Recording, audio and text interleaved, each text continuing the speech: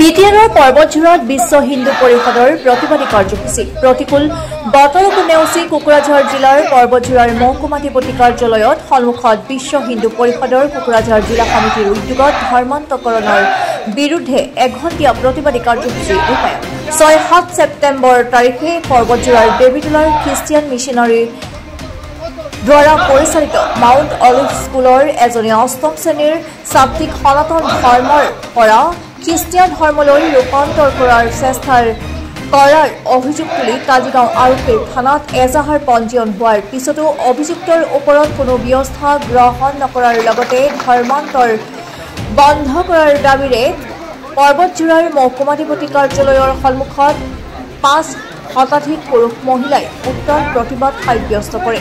সনাতনী বিৰোধী হুঁচিয়াৰ আমাক ন্যায় লাগিবই, হিন্দু ঐক্য জিন্দাবাদ বিভিন্ন শ্লোগানেৰে পৰিৱেশ উত্তাল কৰি তোলে। লগতে কয় দোষীৰ বিৰুদ্ধে যে সোনকালে ব্যৱস্থা গ্ৰহণ নকৰে সমগ্ৰ অসমতে গণতান্ত্ৰিক আন্দোলন গঢ়ি তুলিব। সেইকাৰণে আজি আমি এটা ধৰ্মঘটৰ আহ্বান কৰিছোঁ, কাৰ্যসূচী লৈছোঁ।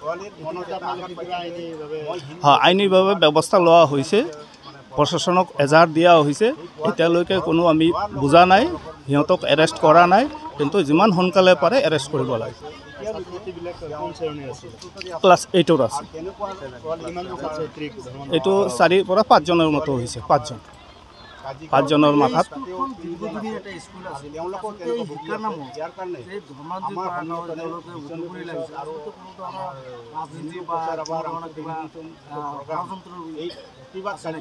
না ৰাজনীতি নহয়, এইটো মানে সিহঁতৰ এটা প্ৰচেষ্টাই কুপ্ৰচেষ্টা, যিহেতু হিন্দু আমাৰ সনাতনী ধৰ্ম মানুহবিলাকক যেনে তেনে ফুলচাই সিহঁতক খ্ৰীষ্টান ধৰ্মাৱলম্বী কৰাৰ কাৰণেই প্ৰচেষ্টা, আৰু বেলেগ একো নহয়।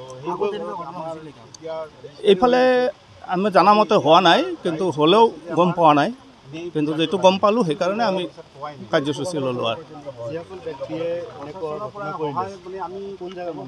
এইবিলাক মিজোৰামৰ পৰা আছে, মিজোৰামৰ পৰা আহিছিল ধৰ্মান্তৰণ কৰাৰ কাৰণে। সিহঁতৰ কিবা ফাদাৰ নাকি আহি সিহঁতে গুচি গ'ল।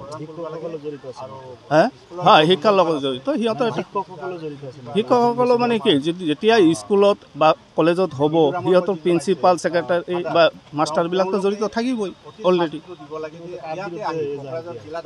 এজাহাৰ হেডমাষ্টাৰৰ নামতো দিয়া হৈছে, যি 2জন আহিছিল তাহাঁতৰ নামতো দিয়া হৈছে।